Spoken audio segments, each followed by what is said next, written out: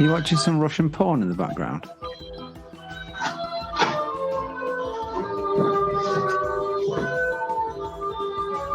Take a silence as a yes.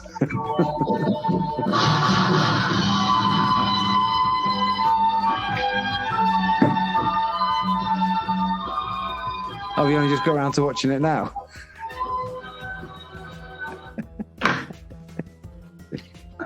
Hang on.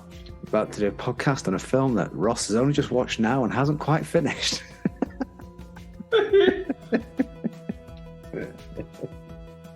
Sorry, are we doing a watch along? Is that what it is? Yeah, have you already watched it?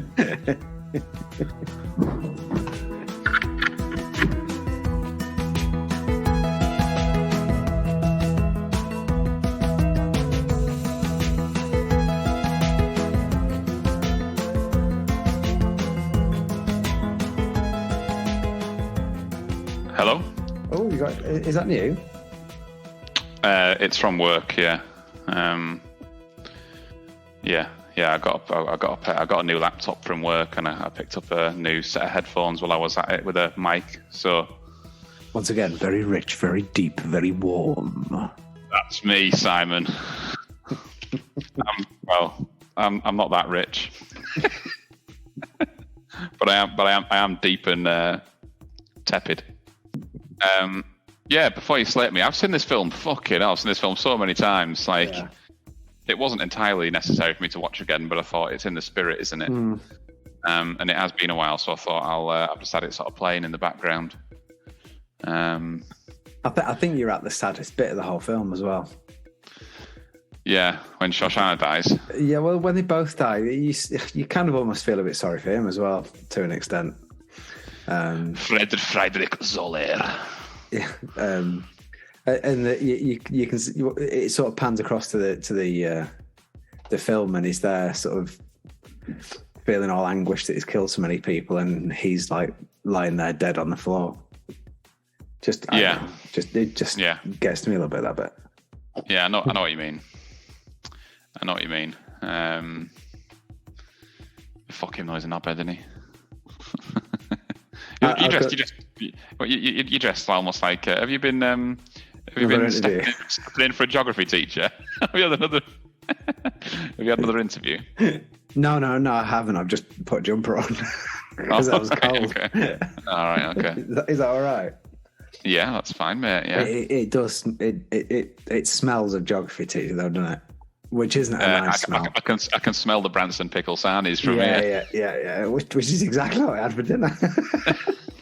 See, I don't make it up. Oh no! Is there any character I'm developing without my knowledge? I say it because it's not entirely. We used to have a teacher. We used to have an English teacher who stepped in quite late in our secondary school game called Mr. Brunskill. Right. And he was almost like he was a cross between. Who was he a cross between? Alan Partridge, certainly. If you open the dictionary to your geography school teacher, there'd just be a picture of him. Yeah, but he was an English teacher, but he was almost like it was almost like a bastardization of Richard Gere, Roger Waters, and Alan Partridge. Right. And unfortunately, he didn't get much of an easy ride, and he was quite badly bullied by our year. I always felt quite bad for him because I loved English. I just found it dead easy. Right. And but he always used to have. He didn't do himself any favors, and he had these bloody. These blazers, these smoking jackets with the pads on it. Yeah. And he used to have his sarnies just stuffed into his pocket. And you'd see him when he'd like walking around the class, and you'd just see this sort of cling film hanging out of his pocket, and it was always wrapped around these Branston pickle sarnies. Mr. Brunston likes his Branston. Brunskill. Mr. Brunskill likes his Branston. Was that a chant? And there was only one real chant. Do you remember it? No, I don't. Hey, Mr. Murray, does your bum smell of curry? Does it smell? Fucking hell.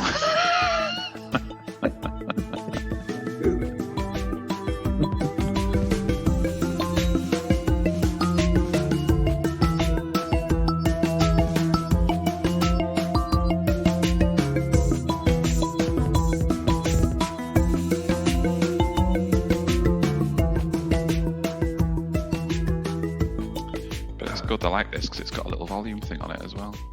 Oh, you weren't even up full. Speak. I spec. Oh, Jesus Christ. Right, knock you back down. Speak. Muy, honey, I love you. Yeah, that's fine. It's actually, yeah, they're good. At work, on my desk in the office, for years I've had this little in-ear Bluetooth microphone and thing. But it's been since we moved office. I don't know what it is. It's just been playing up, and I'm like joining meetings and trying to speak to customers. What thing is, I asked for it when not long after I first started at the company because you spend that long on the phone. I hate being sat down on my phone like this, like holding a headset to my ear. Like even when I'm on the phone to you, like I've got you on loudspeaker and I'm moving around, or I've got headphones in and I'm moving around. I don't like being static for too long. Unless it's podcast is different when you're actually having a conversation with someone, and it's different. So this headset was just not working. So when I was in last week, I said I need a new headset. I want headphones, a microphone, And then I got this. It's it's not wireless, but it's a belter. Pretty good quality, isn't it? Yeah. Not actually sure what make it is. It's Poly. Oh yeah, Poly. Yeah. They're up there with Apple and Microsoft, aren't they? Yeah. Does the job, mate. Does the job. That's all you need, isn't it? Does the job, our kid, doesn't it? Does the job, our kid. Bish bosh does the job. Bang, bang, bing. Do that. Did you thing. get your car? Yeah. Is it fucked? Well, I mean, for the last 3.5 years, it's had the engine light warning on. No one's been able to do anything with it in that amount of time. It's passed 3 times on the MOT, and it's still had it on. So obviously, no one's that bothered about it. And it's been really. I've specifically taken it. Obviously, with MOTs for 3 years, I've specifically taken it into 3 different places to try and sort it, and they've not been able to sort it. So I've just had it done for wheel bearing, right hand wheel bearing, and it was leaking oil as well, so oil sump. £305 that cost. Boy, she glides like a hot knife through butter right now. I'll tell you. Does she? Oh yeah, she's a keeper. Old Romeo, you. But he's managed to sort the engine light. Oh, that's fixed now, is it? Did you just smash the LED on the dashboard? Taking the bulb out. That's sorted it. That won't be bothering you anymore. Neither will any other light, for that matter. How many miles are on it? It's not as much as I don't know. Does it not tell you on the dash? It does, yeah. I just don't listen. Oh. But you can see it every time you get in it. Yeah. See it the whole time I'm driving, yeah. Yeah. Is it I literally would have just seen it. Probably would have been the last set of numbers I looked at. Yeah. But I don't know. Can't remember. Not as much as you'd think. 150,000 more than? Probably less. Less than. Yeah, can't remember. If listeners would like to text in with their guesses, we'll have the answer on the next podcast. Any buyers? Yeah, and crucially, any buyers. Anybody looking for an Alfa Romeo with no lights? But she purrs like a cat. I did every noise but a purr there.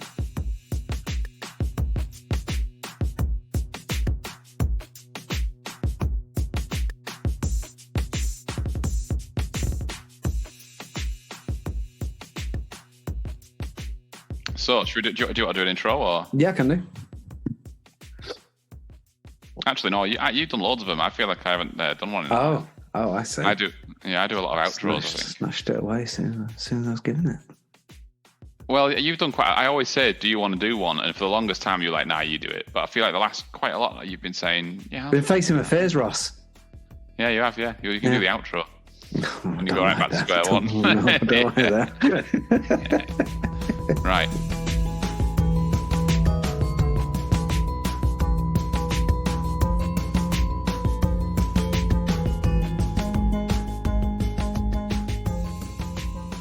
Hello, everyone. Welcome back to another episode of the Simon and Ross Quentin Tarantino Special podcast. Joined as always by my esteemed friend and colleague, Mr. Simon Parker. Hello, from across the Pennines. Now then, all the today Alps. we're going to be the Alps. across the other side of the Alps. Hello. Why the Alps? It's Germany. Switzerland. Okay. Fair enough. So today we're going to be talking about what is my favourite Quentin Tarantino film. That was a quick episode. Suspense gone. I think I've been quite. We even talked about it last time as well. Did we? So today we're going to be talking about Inglorious Basterds, not Bastards. Bastards, yeah, Bastards. Bastards. So then big fish leave. Bastards. Bastards. Yeah. So buckle up. Make yourself nice and comfortable. Make sure that you've got a brew, or if you're out and about, make sure that you've got the next 45 minutes free. Order zwei whiskies and do it properly. Zwei. Yeah. The German Zwei. The German Zwei is that. The other looks wrong. Your Englishman gave himself away. Oh, we are going to do some dodgy German accents as well. I didn't even factor that in. I mean, there's no, unless it's from a German, there's no other version, is there? Yeah, of a German accent. It's either German or dodgy. Yeah. Fair enough. I will just roll the punches.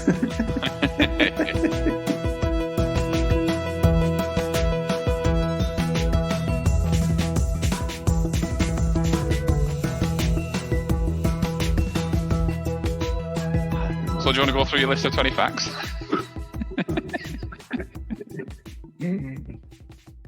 Straight away? When did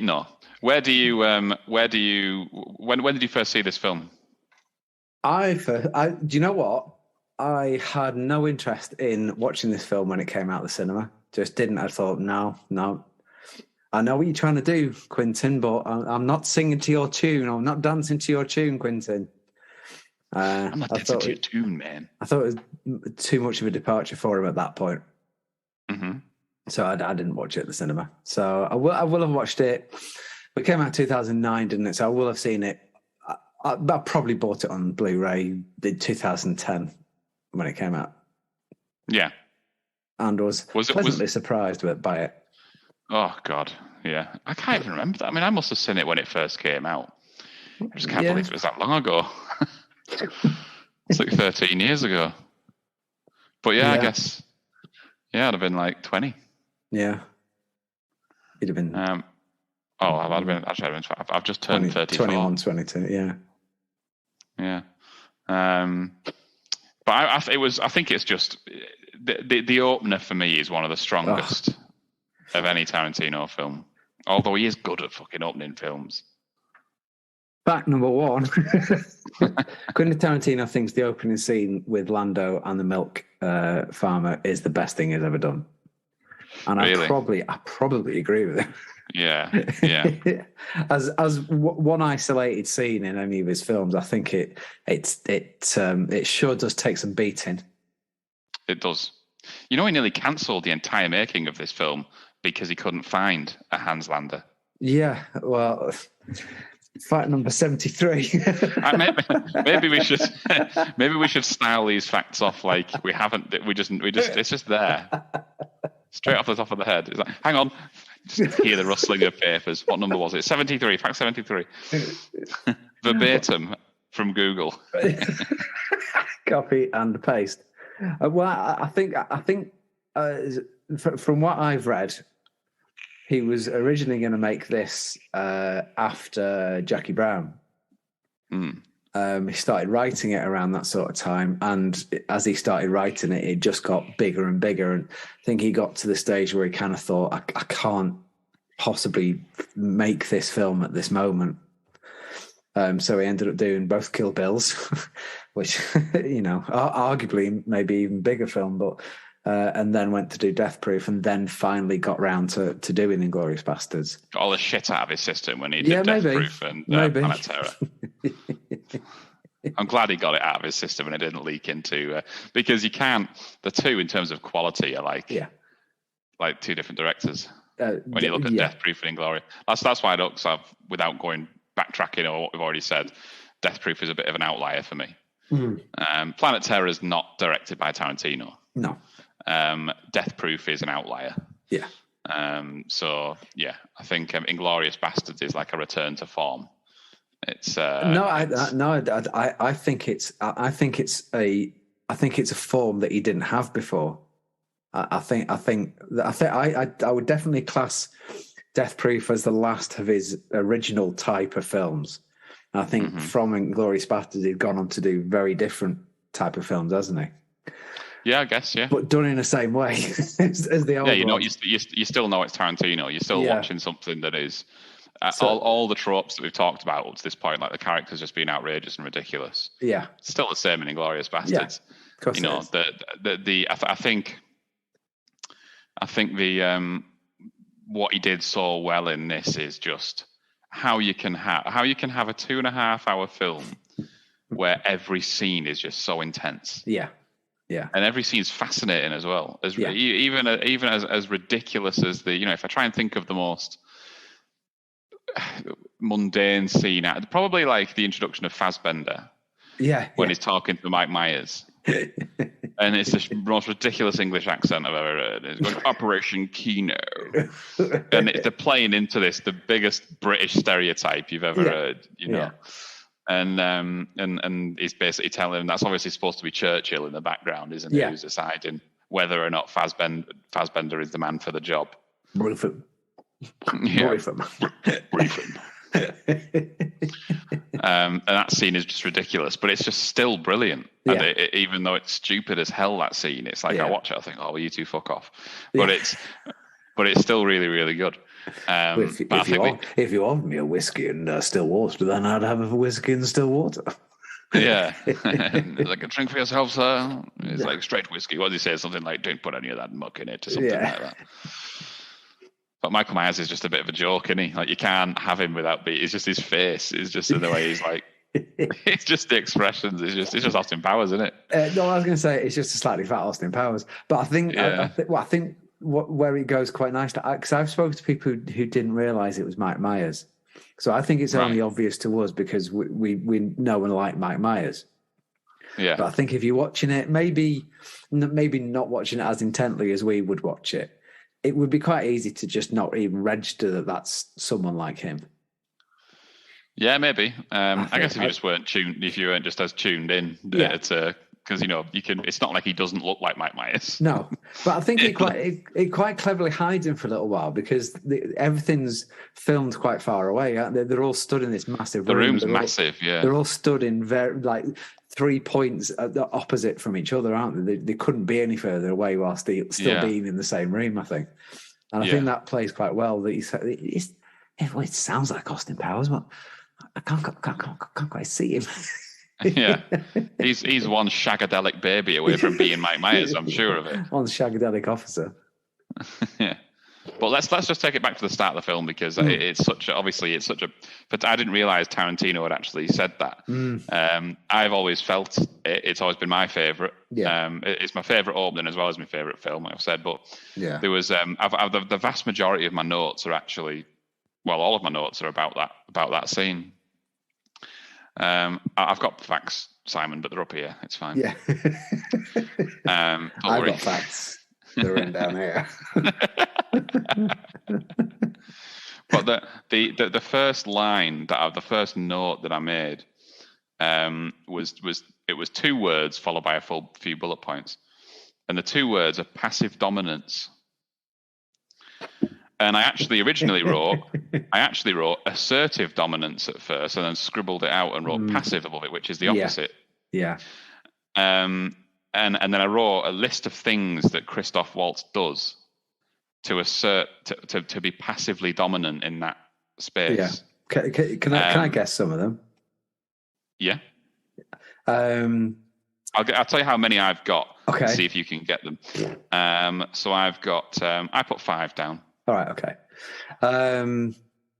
The weird way that he compliments how beautiful his daughters are, just completely just weirds the farmer out.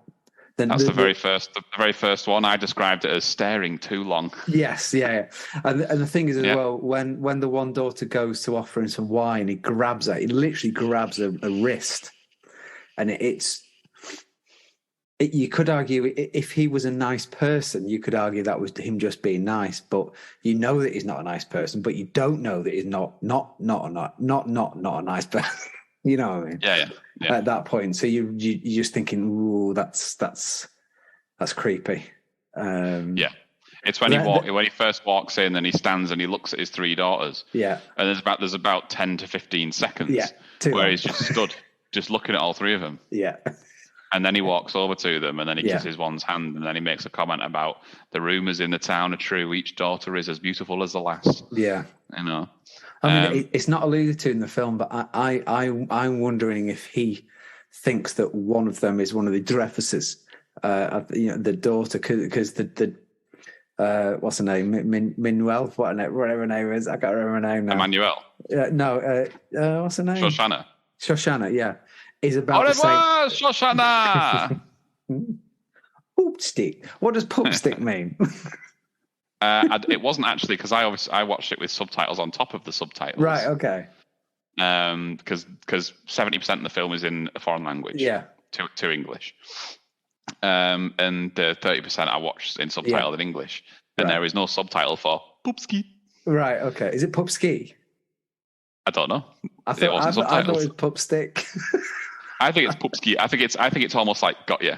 Oh, right. Okay. Because the thing is, he's lining up the shot, and you are 100% convinced he will make that shot. Yes. It's like everything in that scene, how he holds himself, how professional he is, he's just, he's obviously a very incredibly serious, incredibly professional, very good at what he does. Yeah. You think everything leading up to that point is he can make that shot. Yeah, and it's how slowly he's not like quickly getting his gun to try and make the shot. He's Even like has time to place his briefcase back down and and then he lines it up and he's looking at her and it's like if he pulls that trigger, he will make that shot. Yeah. And then I think he goes boopski because it's almost like got you.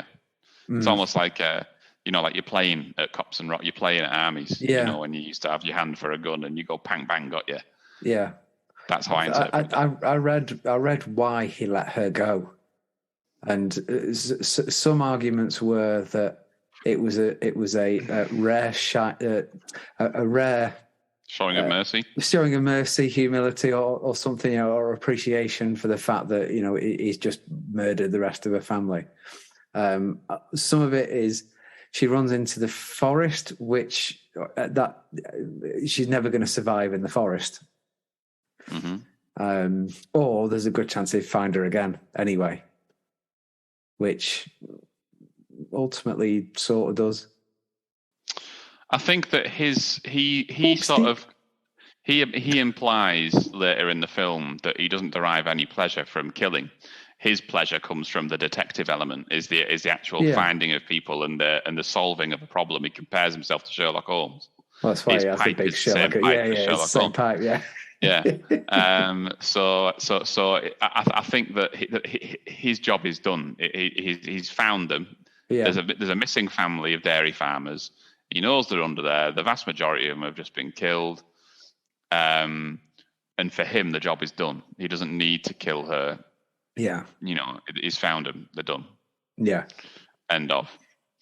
That's the way I see it. It's a bit of a game, isn't it, to him?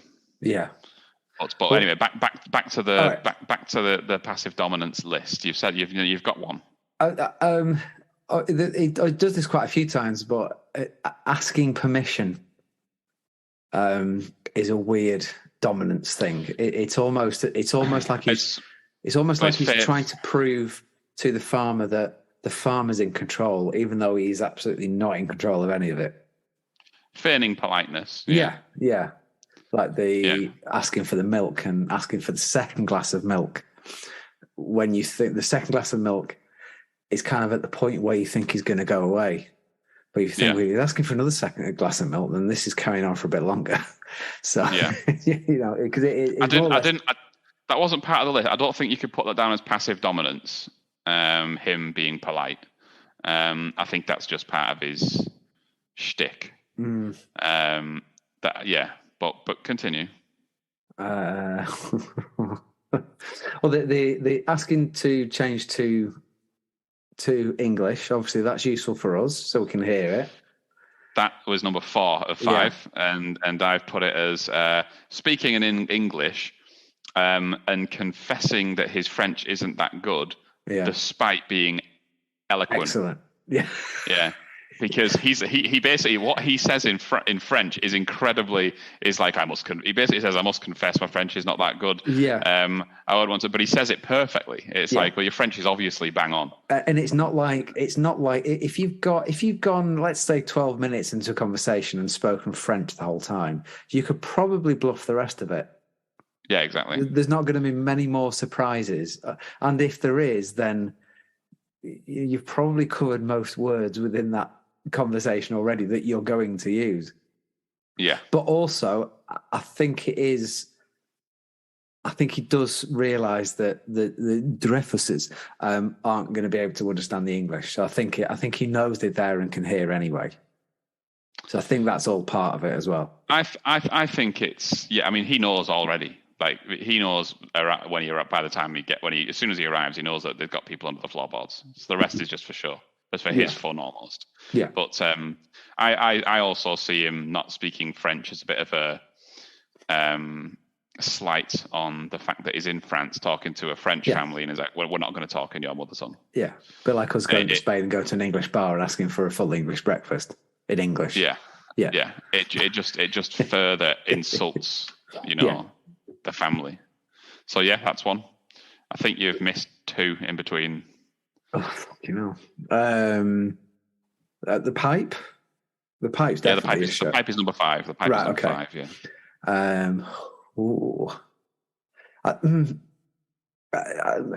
Asking him to describe the family. No, I don't think that's dominance as such. No, that's just a simple. Because he would know them. He would know who they are, and he would know their ages and roughly what they look like. So there's no need to ask him for it. Well, I think he cracks on that he doesn't, because he's looking at the list. It's like, when he says Bob. Yeah, Bob. He goes, He's like looking like, I don't remember Bob being there. There's Bob. Well, he's the father of the family that he's looking for, so he's going to know who Bob is. That's the brother. Oh, is it? Bob's the brother, I think. But I didn't. Bob. I didn't. I didn't put that down as passive dominance. You tell me the rest then, because I'm obviously not going to get him. Number 2 was downing the milk in one. His first glass. His first glass, he literally just necks it. Yeah. And puts down. That I saw as passive dominance. Yeah, definitely. Yeah, you're right. And the third one was asking Monsieur Lapidite to escort the girls outside. Yeah. Where his men were. So he's like, would you mind stepping? You're beautiful. Asking you, but he sort of says, if you wouldn't mind, like, definitely. Can you ask your daughters? So he's removed his family from the house. There are other things done within that's not down to what Hans Lander is saying. One thing that stuck out to me when I watched it this time is just how dark it is in there compared to how beautiful a day it is outside. Yeah. It's an absolutely beautiful day, but when they sit down and his daughters leave and the door gets closed, it might as well be in the middle of the night. Yeah. It's absolutely pitch black. Yeah. It's like, fucking hell, they've got a little light, they've got a little candle thing, a little tea light or whatever it is. I have, while we're on this theme, let's just jump forward, because the passive dominance thing bleeds into another scene with Hans Lander. And that's when Emmanuel Mimieux, or Shoshana, gets taken to meet Goebbels. And Goebbels, so there was another 3 part in that scene that I considered to be passive dominance, in keeping with the other ones we just talked about. Okay, all right. In that scene, you've just said one. Making a wait for the cream. Making a wait for the cream, yeah. I think definitely as well the bit where he pretends, where he's staring at her but is pretending that he's forgotten to say something. He obviously hasn't. He's just seen a reaction. Yeah, I think that's less passive. I think that's pretty direct. Right, okay. That's like staring someone out. Yeah, definitely. And it works because you're just thinking, what is he going to say now? Yeah, the camera is just slowly making its way closer to his face, and he's just like, For the life of me, I can't remember what it is. And he sort of like lights up. But no, I didn't class that as one. Okay. I don't know then. I don't know. Go, you tell me. You tell me list. Number 7 was the cigarettes. He offers her a cigarette and he makes a point of saying they're not French, they're German. Right. Okay. Yeah. So towards the end of the conversation, he says, "Would you like a cigarette?" And she takes one, and he goes, "They're not French." He doesn't even explain it why. He just goes, "They're not French, they're German," and then lights his own. So I took that as a genuine thing, meaning that French cigarettes are better than German cigarettes. Oh, you mean he was saying sorry they're not French because French are better? Yeah. No, I took it as they're not French, they're German. You're smoking. Because I think the whole thing for Shoshana is, she doesn't want, you wouldn't want to take anything from him. No. Because he's murdered your entire family. Yeah. So he's giving us, not only is she taking a cigarette sort of when she wouldn't want to, because she's trying to maintain this ruse and keep her cool and not give away that she's terrified. Not only does she, when she takes a cigarette, he makes a point of saying they're German cigarettes as well. Right, yeah. No, fair enough. That's what I took. It's just an extra. They're also German cigarettes, And the final one is the drink that he orders for her. Yeah. Does he know? I don't know. Why would he order a milk if he didn't know? All I thought is because he's maybe assuming she's a bit younger than she actually is. That's all I took from it. But then her kind of reaction when she says milk, she kind of goes, oh. And at that point, I think she thinks that he knows. Yeah, but then what a strange drink to order for someone on the random. It is. Like you're in a really nice restaurant. Well, she's just been drinking champagne. Why? Yeah. There's got to be a reason for him deciding that. Yeah. I mean, maybe it's like he really likes milk. Maybe he holds it in because there's two ways of looking at it. There's milk has been introduced because in the first scene it's set on a dairy farm. Yeah. He drinks milk. And the other way osmosis he started liking milk because of it. Well, no, my thoughts actually precede that. Is when he went to the dairy farm, is he just really into drinking milk? And he's been like, as a dairy farm, because I love drinking milk. And if I went to a dairy farm, I'd be like, and they said to me, "Do you want a glass of champagne or do you want a glass of fresh milk?" Fresh milk all day, every day. Oh, sorry, milk, yeah. 100% I'd go for the milk, 100%. Right. Weirdo. Yeah, well, yeah, maybe. But it's like when I was coming back from fucking Doha on the business class flight and they were just trying to ply me full of champagne. I was like, what? Stop bringing me fucking Beringer. I want some water. But yeah, I saw that as it's. Do you mean Bollinger? Bollinger. That's what I meant. I think Beringer is a type of amp. Or an actor called Tom Berenger. I wasn't thinking of him. Was it Bollinger? Was he on the flight with you? Should have settled for a more well-known one, shouldn't I? Brute. But yeah, but then it's too much of a coincidence. It almost doesn't make sense because it's too much of a coincidence for him to order her milk by happenstance. Yeah. It certainly lends itself more to the theory that he knows exactly who she is. Yeah. But why not say or do anything about it? I was going to say, if he knows, then he had time to do something about it through the whole film. Yeah, nothing came of it. I don't think they ever are in it together again, if I'm right. No, they're not. No. So apart from the fact they're both at the cinema. Not in the same shots, though. They're not. No. They don't see each other or communicate with one another. So he obviously he either doesn't know and just orders milk for women in restaurants, which well done. or he knows, and maybe the fact that he let her go once is not that bust. Like you say, he did his job last time. He doesn't care that much about the fact that she maybe he just cares about her, maybe he just cares more about her health, and milk is good for you. Like she's had a little bit of champagne, now she needs a Yakult chaser. Yeah. And it'll mix together in your stomach like a Yakult, won't it? Yeah, well, yeah. Protein intake. Don't forget the cream. Wait for the cream. I know he doesn't say it in English, does he? It's like he says it in French. It's something like beaucoup de crème. But the way I think he's like, there's something about, I could not put my finger on it in fact, I think it's only in the last couple of years where I've been able to identify what it is about his character that's the way he says things and the way he pronounces words. And I think it's quite sort of falls into the ASMR type category. And there's a couple of examples that are going to back this up where I've never been. It's only because ASMR has only recently become a thing, right? Yeah. Like as more everyone knows what ASMR is. Like Clinton's Barry. You heard Barry doing his ASMR. Have you heard that yet? No. Oh, fucking hell. You got to listen. You know Barry who calls the hotlines and just talks shit to him? Yeah. His neighbour Barry. Hello. Barry from Watford. Yeah. Well, Barry's now got his own ASMR channel. Oh, right. Okay.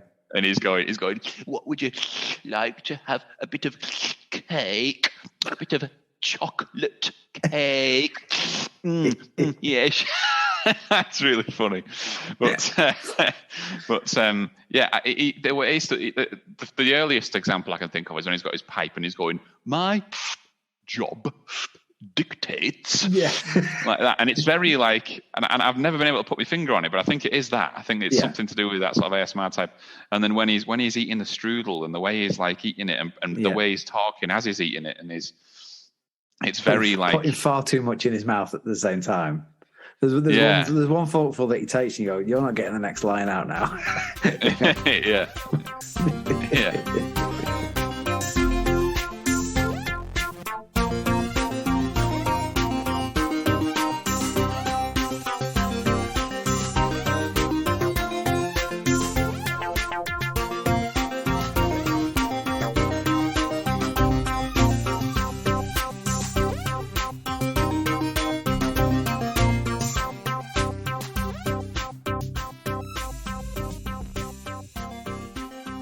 There was another question about that first scene. Because I scribbled it so quickly, I couldn't tell if it was part of my previous, something I've already said.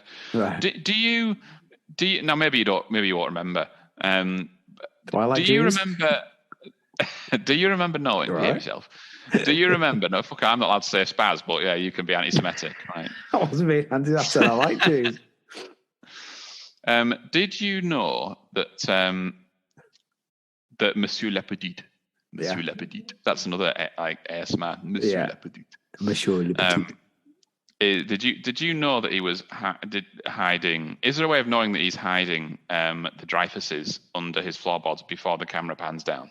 Because it's very cleverly done. Because it reveals you don't even know until midway through that scene, and the camera just slowly pans below the table, and you see them like under the floorboards like that. Yeah.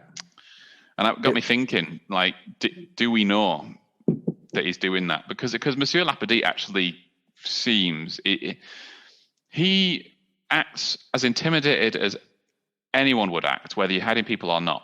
Yeah. When you've got a bunch of SS officers in your house. I think he's also quite good at looking quite relaxed, even though he obviously isn't. Yeah. I think the fact that he's like they're rolling his cigarette up, and there isn't a moment where, because I was trying to remember where there's a bit where his hands shake, and his hands don't shake at all up till the very, very end. So I think he does quite a good job. I read a thing about that. There's a line of sort of the directors use, and it's about showing the bomb under the table. And it's a bit of a trope that people use. If you walk into a scene and there's bomb under the table, the sort of mystery is gone. Mm-hmm. And it's one of the things that Tarantino's kind of famous for. He does it twice in Inglorious Basterds to extend the tension of a scene. So he said he basically has. He likes to have an elastic band within a scene, and he'll stretch it and stretch it and stretch it, and then something will happen which means he can stretch it even further. So it means that a 5 minute interaction won't be as intense as a 22-minute interaction. The two times he does it is when he shows them under the floorboards. Once you know that. It's like you say, there's a bit of a mystery at first. You're not sure. And it could say, oh, no, there's no one here. Yeah, thanks very much. And they go. Once you know that they're under the floorboard, it makes the tension above the floorboards even more, because now you know that he is lying and he is right. and it can only really go one way. And the other time he does it is in the bar. That's already quite a tense scene because it just is, isn't it? And then the moment that you see the SS officer around the corner, it all kind of starts again because you think, oh shit, that's made it even more tense. So, and then once he sits down, the whole time you're thinking they're going to get rumbled here. You know they are. Well, that guy. I'd forgotten that guy. You see him. I forget it every time I see the film. He's in it two or three times. That's not the first time you see that guy. The first time you see him is when he gets out of the car outside the cinema and he calls Shoshana down from the ladders. Yeah. And he gets her in the car, and then he goes to the thing with her, and he sits down and has a cigarette at the table with Goebbels and that. Yeah. And then he leaves with everyone when so he's big. He's big up the German boots. That's not an expression, is it? It's highly ranked. Yeah. But it's just such a. I guess the one thing that is a bit hard to believe is that of all the places he picked, that was the one that not only you could kind of understand the idea that there's a couple of enlisted soldiers who have been given the night off and they're celebrating, and I can believe that. But the fact that him of all people just happened to be there on his own in a corner, hidden from view. That's the bit for me where it's like, nah, fucking hell. Of all of the little pubs and bars, they've tried to pick one that's least likely to have any Germans in it. Yeah. And you've got one of the senior ranking SS officers just sat behind there hiding. But I also think the problem that they've got there is obviously if it was now, someone would send a text and say, let's move somewhere else or rearrange it. If you sort of think at that point, a lot of cogs have been moved to get to that point. Yeah. And she was already in the bar before she realised that anyone was there. Yeah. So what else can she do? If she just suddenly left, it would look a bit dodgy. Well, I think they could have ridden the idea that, because they basically, they almost get away with it. Yeah, yeah. Because they tell that guy, they say, look, you're actually intruding. Yeah, and he says, of course I am. Yeah. And it's whether or not he knows for sure at that point whether they're bullshitting, because it's as soon as he goes like that, no, he does that. He does that. As soon as he does that, and he looks like that, and he says, "You've just given yourself away." Yeah. That no, he doesn't. Oh yes, he does say that. He doesn't say why though, does he? That's another thing with it. You don't know straight away what he's got wrong. You don't find that out until they're at the operating table. On the vets. You sort of think, well, what did he get wrong? Because at that point, obviously the first time you see it, every time you see it now, you're waiting for it. But I guess that the question is, did he? Because the way he said, "You've just given yourself away." Yeah. If that didn't happen, would he have just gone back to his corner? And I think so. Or did he know anyway, and he was just like having fun, just like Hans Lander does? He's playing with because his facial, as soon as his fingers go up, his facial expression changes. The lady, her whole mannerisms, the way that she starts panicking, you can see it in her eyes that she's noticed it. But the only people that don't know what they've done wrong is the guy and us. Yeah. So I think it's incredibly clever saying that. Oh, it is. It's an amazing scene. And whenever I've been to Germany before and I've said 3, I've made sure I get it right. Yeah. Well, Fassbender said that when people come up to him in the street, they always do that in his face. Good. It's one of the most common things that he has from fans is people do that. Brilliant. I hope I meet him now just so I can do that. You won't be the first. I think it happens a lot, apparently. Yeah, not surprising.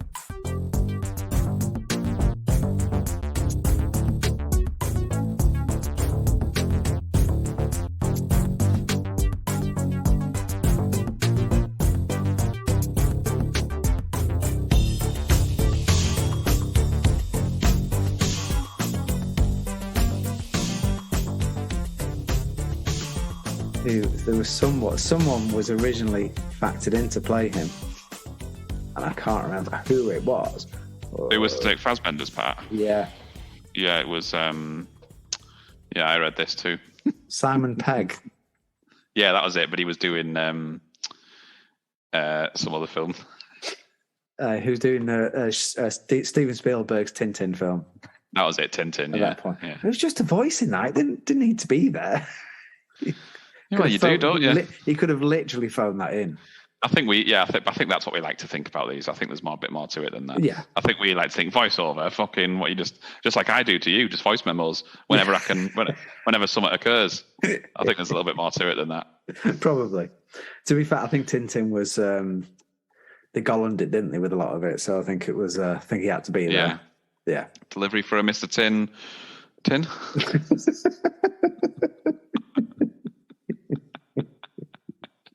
While we're on that, then, do you know who was originally cast to be Donnie Darko? Flipping it, Donnie Donowitz.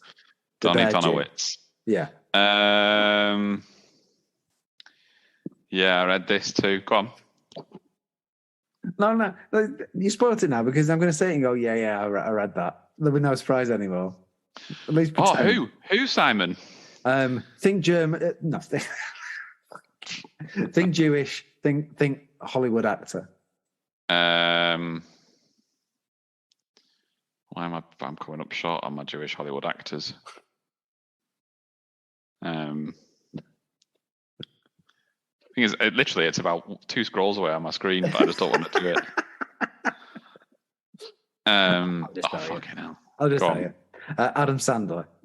Fucking hell, that was it, Adam Sandler. Yeah, bloody hell, yeah. No, thank fuck.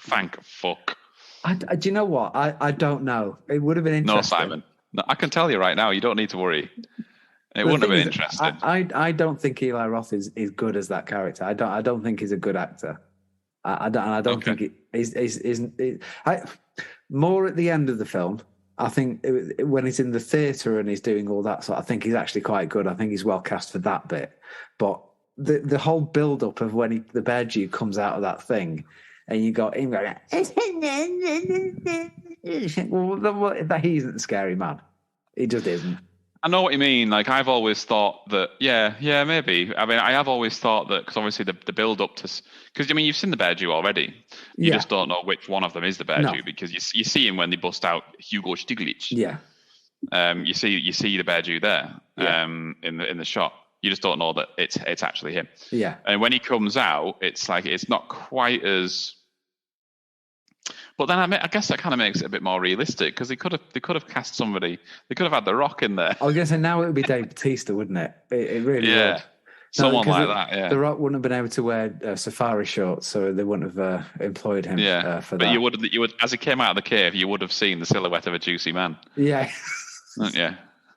You definitely would. But no, which you're kind of right. Maybe it is right, because I think if they're doing it now, I think it would be someone like that. It'd be The Rock. It'd be Dave Bautista. It'd be. I think Tarantino's better than that, though, isn't he? Yes, he is actually. Yeah. No, you're right. And you're right. Maybe casting Adam Sandler would have been like a Mike Myers type situation where it's like, what the fuck? But actually, it's like, if anybody could make it work, maybe Tarantino could have done. Yeah. You know, I mean, I can't picture it at all, and I can just imagine Adam Sandler doing his, when he starts shouting, "I'm Adam Sandler! Yeah. I'm gonna make my point!" And it's just, oh, fucking hell, Sandler, all right. I think there would have been a certain point where probably it would have been Ben Stiller. Well, do you know who wanted the Hans Landa part? I do. No. Don't look at your. I didn't look at my notes. Don't look at your nose. Continuity, Simon. Don't look at your nose. Remember, it's not a quiz. No, isn't it? Oh, right. Okay. So, for the listeners, you could go, who? Fassbender asked about it and was told anyone that gets cast as Heathcliff is as un-German as they can be, or something like that. Yeah, I read that quote too. Right. No, that's not right. No, that's what. Yeah, Fassbender expressed an interest, but he didn't go for it. So. Yeah. DiCaprio is the answer. DiCaprio went for it. Yeah. And he was told no, but I do have another role in mind for you, and that was to be the plantation owner in Django. But what was quite funny is at the time DiCaprio still hadn't won an Oscar. No. Oh, and yeah. He was really pining for that Oscar. Yeah. And then Christoph Waltz won the Oscar for Best Supporting Actor in Inglorious Basterds. Yeah, it's really only he's really the only person that got any award from the whole thing, wasn't he? But then to make it matters worse for Leo, they then starred together in Django Unchained, and Christoph Waltz won Best Supporting Actor in Django Unchained, even though DiCaprio was probably definitely the most memorable thing of Django. Yes, is DiCaprio as a plantation, but it was still, not only did he lose out on the Hans Lander role, he then lost out on the Oscar to the same for Django Unchained to Christoph Waltz. I think justifiably though. There'll be many lies told at this table here tonight. Many lies. We're not talking about that film yet. That's the next one. I've never been a massive fan of Leonardo DiCaprio, but I think you're right. He's definitely the best thing about Django Unchained, without a doubt. You can see why. Yeah, it's interesting, isn't it? I imagine having an entire idea of a film like Inglorious Basterds and literally scrapping it on not being able to cast. I mean, Lander's probably the biggest character in the whole thing, isn't he? Yeah. And just not being able to find or think of the right person. And Christoph Waltz wasn't that launched him a bit. I think he did. It wasn't his first role by any stretch, but it was. I mean, that's when he came into my sphere. Most people. He came hard into my sphere. Dirty boy. When he was as Hans Lander, and it was like, who is this guy? And because he's multilingual. Yeah. He speaks in German, French, Italian, English throughout that film. And he voices himself in all of the other versions. Yeah. Because he can speak it. Yeah. Yeah. I know he can't do it, but there's sort of a point where you kind of wish that everyone that he's kind of taken along on the journey is in every film. And I think sometimes it's a bit of a disappointment that they're not. It's like, I think Samuel L. Jackson gets a bit of a. It's almost like I haven't got anything for you, but you can do this 2 lines.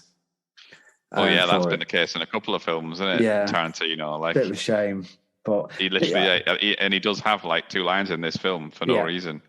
When I think is it just explaining Hugo Stiglitz? Oh yeah. He's officially down as the narrator, but I think he only literally has 2-3 lines. Yeah, that's it. Well, here's something that I haven't properly researched this because I watched that particular part about 20 minutes ago. But when Hans Lander is putting in the call to negotiate with the OSS, it is. Is it Winston Wolfe? Yeah, it is, yeah. Is it? Yeah. I was like, that sounds like Harvey Keitel. And if it's Harvey Keitel, well, it can't be. Well, maybe it could be Winston Wolfe. I was thinking the Wolf is this really elusive, mysterious character. Knowing how things tie in Tarantino's universe, there's a good the chance. Wolf is like, it could very well be that before the Wolf went into just being a gangster and just doing, he's like a retired army operative, like. Timing wise, it wouldn't be out the question, would it? It wouldn't, but I couldn't find anything in the sort of FAQs and forums. It's not even named. It's just down as the head.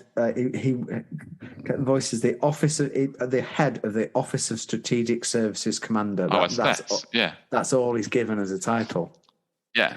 So, but I mean, how old's Winston Wolfe in Pulp Fiction? 60s? Yeah, he's got to be in 60s. Maybe 70s even. Maybe 70. Maybe he's 70 on the nub. Maybe.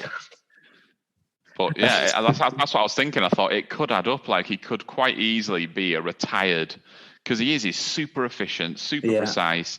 Like the Wolf is just like an absolute boss. Yeah. So I guess it would kind of lend itself to his background being something in the military. Maybe. I was going to say, we're talking 1944 there, aren't we? So I'm guessing Pulp Fiction set a couple of years before it came out. So you're talking 1990. It could be in his early 20s during Second World War. Maybe. There we go. But then I don't think in Tarantino's mind it has to line up perfectly. No, but it'd be nice if it did. Yeah, but it doesn't anyway, does it? It doesn't. No. Like, there's a lot of things that we know are like kind of lined up like Buscemi in Jack Rabbit Slims. Yeah. Is it's like, well, it's like, okay, why cast him otherwise? You know, Yeah. but I think Tarantino does that a lot intentionally. He purposely and intentionally sparks these little things, and it's just like, well, our fanboy theories. And I think his opinion is, look, if you want it to be, it can be. Yeah. It's like, if that's what you want, I'm fine with it, you know, without having to say, yes, it is, boys. Well done. Tick for you. There's a gold star. Yeah, we've cracked Tarantino. Yeah, that's it, exactly. He's not dancing to our tune. He's not here to talk about fucking Titchmarsh, is he? Shutting it down.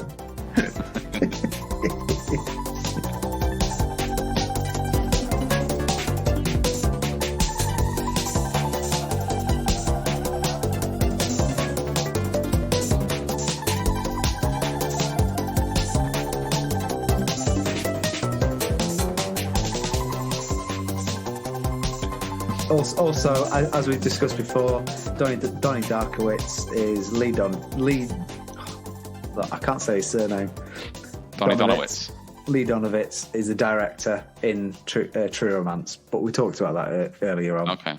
Well, here's one for you. Eli Roth. Yeah. Directed the Nation's Pride. Yeah.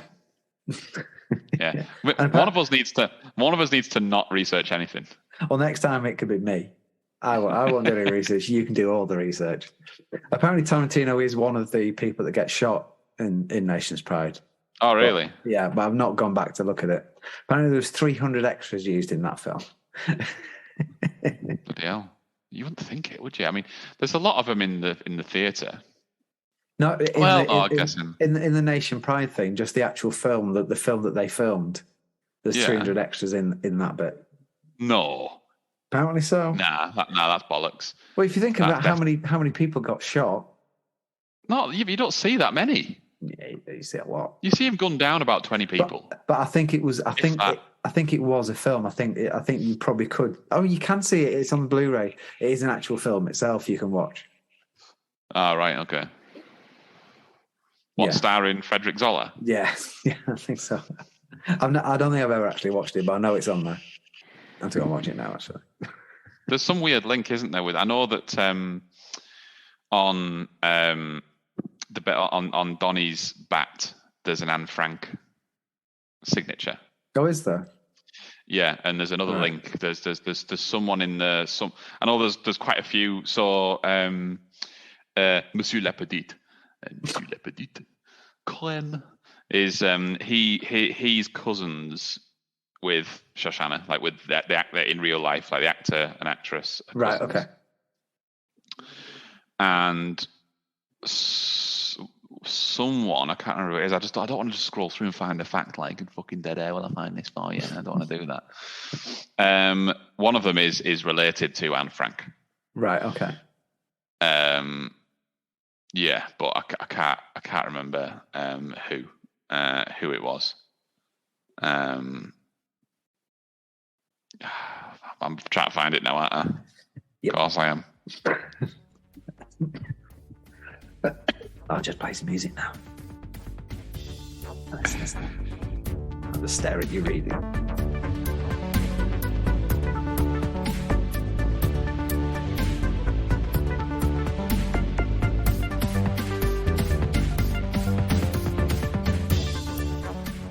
One of the signatures that Donnie Donowitz collected on his baseball bat was that of Anne Frank, a well-known lit.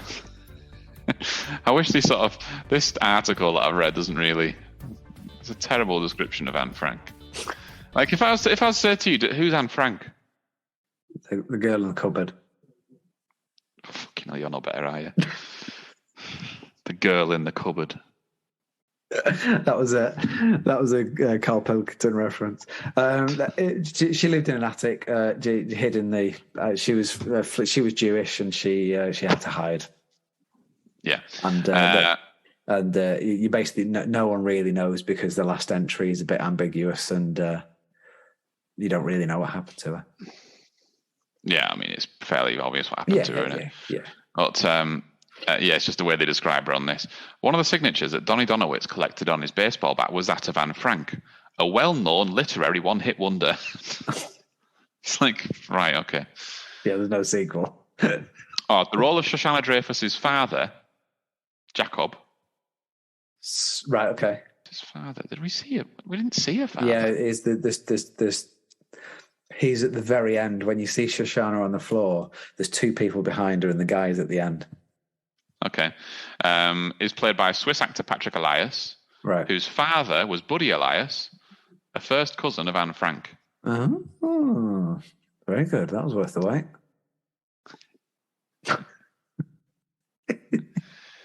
Yeah, but I think there's a lot of credit for Fassbender in that film because he was born in Germany. Yeah.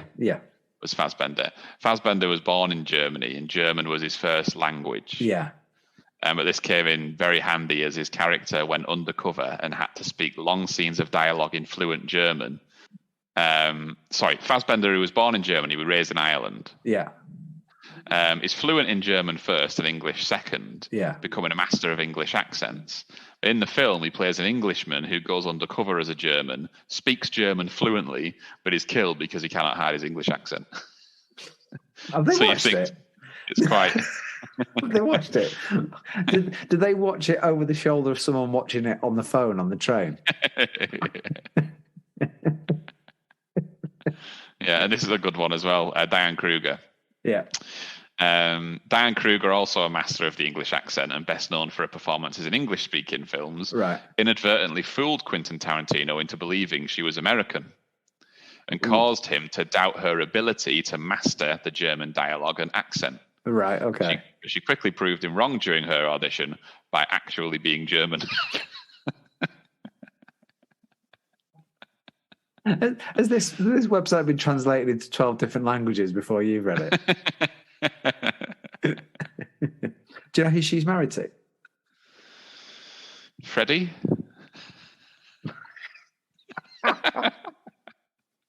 See, I slipped that one in as smoothly as your Alfa Romeo passing an MOT, didn't I? Nice one. Very good. Very good. I don't even have my tea yet.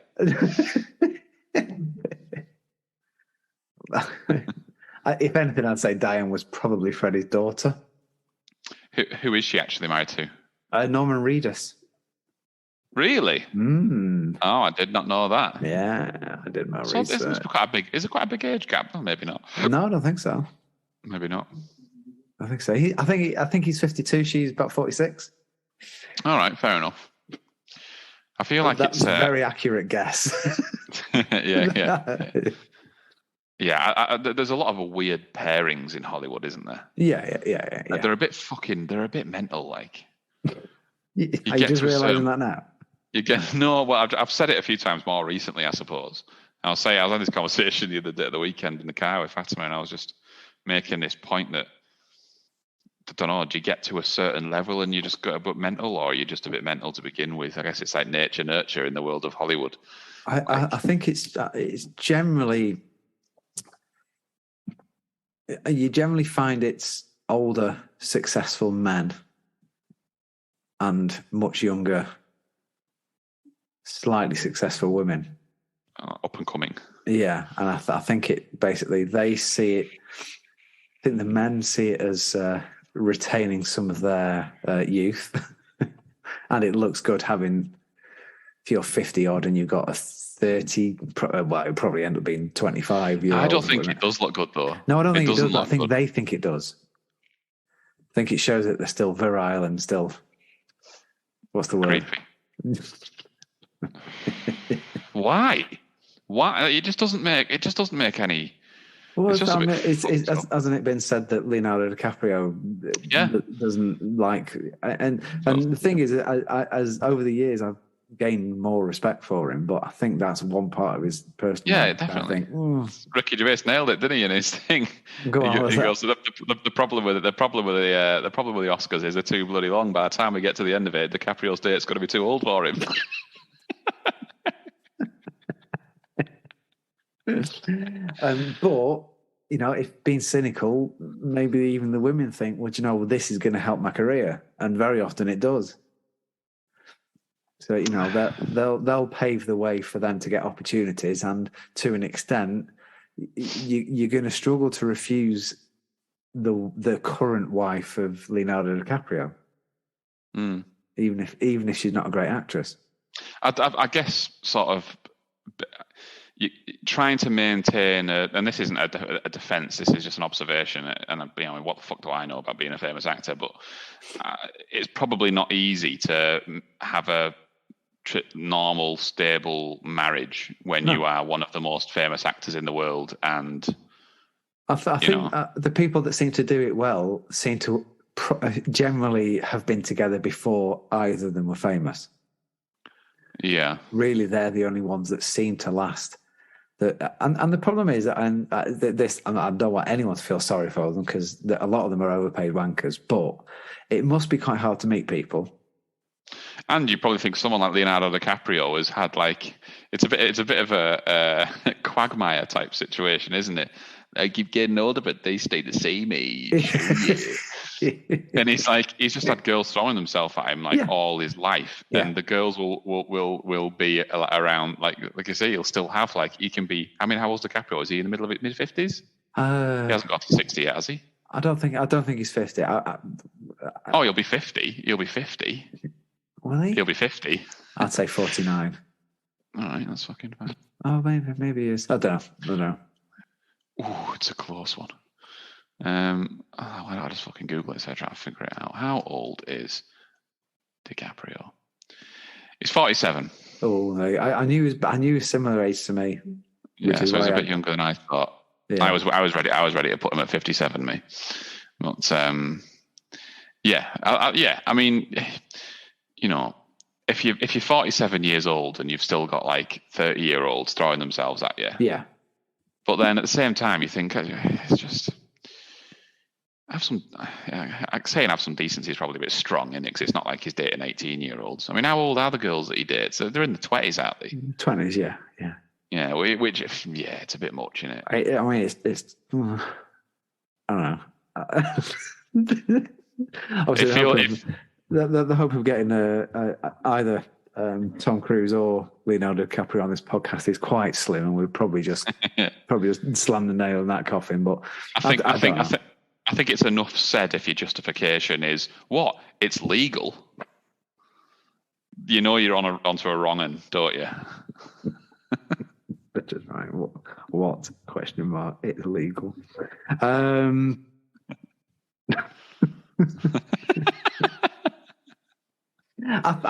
Like I say, they do live a quite sheltered life to an extent. They have to. Leonardo DiCaprio can't walk around Stockport town centre, even if he wanted to. There, isn't he? it's everyone else is.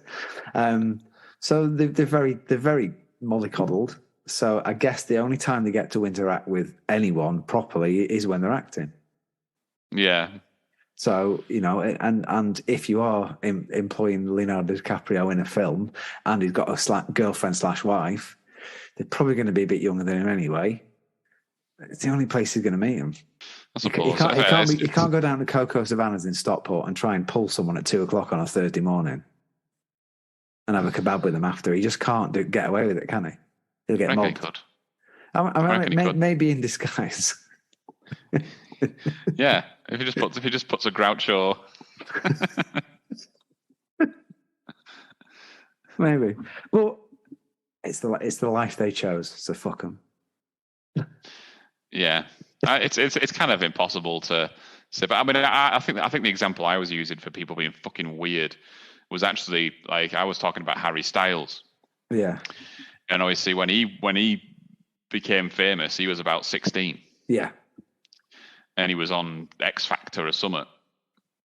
And he's gone on to have relationships and sleep with 2 of the fucking judges. And he was a kid when they saw him. Yeah. So and it was Cheryl Cole and Nicole Scherzinger. Yeah. And I just think, fucking you, dodgy, dirty bastards. They're just waiting for him to bloom. Yeah. That's disgusting, isn't it? He was literally saying, like, they were like, "Oh, what do you do?" He's like, without using the word, he worked at Greg's. Yeah. He said, "I serve people sausage rolls." Yeah. And literally, it's like you see like Cheryl Cole like smiling at him and being charmed by him, and it's like, well, that would be nice if you genuinely thought, oh, he is quite cute. Yeah. She went on to fuck him. Yeah. That's not the title. She went on to fuck him. I just think, but then you look at the people that he's been in, because he's still, I mean, he's like, I think he's like, how old is Harry Styles? He's like 26, isn't he? 26, 27, something like that. Oh, yes. Harry Styles. He's within DiCaprio's radar. He's 28. Yeah, I'm good at this today, me. Guessing he's born in 94. But he's been like, I think he's been with the same person for a little while now, but he's been with people who are way older than him. Oh, he's with Olivia Wilde, isn't he? Yes. Yeah. Harry Styles girlfriends. Do you think I'd be Googling that, did you, today? Dating history. Knowing you, yeah, I do actually. Here's the meat. He's had 21 girlfriends. A lot of them are like Victoria's Secret models and shit. Yeah. But there's some that are way older than him. It's like, what is going on?